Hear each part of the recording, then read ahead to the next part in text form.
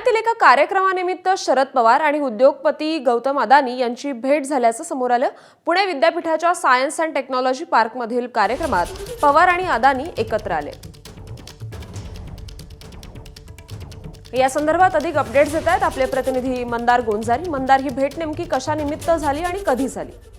एक प्रेझेंटेशन होतं, सादरीकरण होतं, नवीन तंत्रज्ञान जे येऊ पाहत आहे वेगवेगळ्या क्षेत्रांमध्ये त्या संबंधातील सावित्रीबाई फुले पुणे विद्यापीठाच्या अंतर्गत सायन्स अँड टेक्नॉलॉजी पार्क आहे आणि या सायन्स अँड टेक्नॉलॉजी पार्कमध्ये संध्याकाळी या कार्यक्रमाचं आयोजन करण्यात आलं होतं।